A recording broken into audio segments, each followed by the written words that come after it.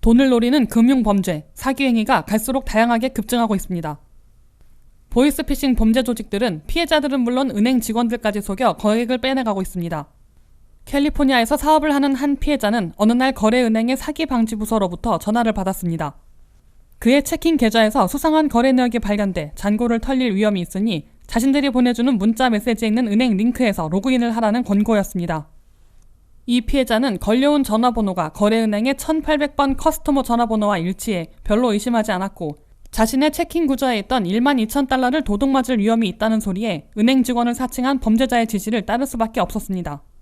3시간이나 통화하면서 그의 12,000달러는 체킹과 세이빙 어카운트에서 은행의 안전한 슈퍼바이저 계좌라는 곳으로 송금을 완료했습니다.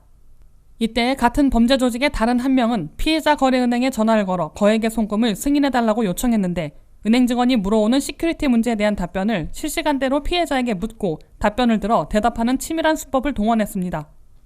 제3자 통화였지만 은행 직원은 사기범이 아닌 피해자가 정확한 답변을 하는 것으로 듣고 거액의 송금을 승인했습니다. 더욱이 이 같은 수법을 사용하면 나중에 사기 피해를 발견해도 은행으로부터 배상을 전혀 받지 못하는 것으로 나타났습니다.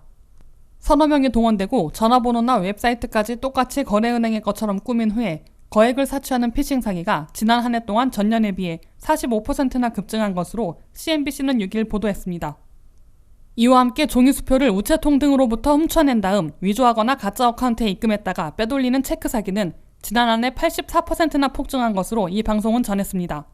주택가나 회사, 사업체 등에서 종이수표만 훔쳐내는 범죄자들이 있고 이를 다른 사람의 이름으로 위조하는 조직, 은행으로 가져가 캐시아웃하는 워커들을 소개하는 브로커들이 활개치고 있다고 CNBC는 밝혔습니다. 더욱이 범죄 가담자들을 모집하거나 소개하는데 텔레그램, 왓츠앱, 페이스북이 널리 이용되고 있으며 추적이 잘 안되는 텔레그램에서 성행하고 있다고 이 방송은 전했습니다.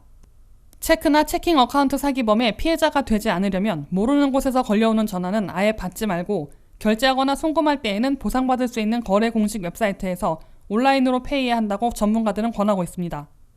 만약 피해가 의심될 때에는 당일 또는 하루 후까지 해당 금융기관과 FBI 인터넷 크라임 컴플레인 센터 등에 함께 접수하는 것이 좋다고 전문가들은 권고하고 있습니다. WKTV 뉴스 안혜련입니다.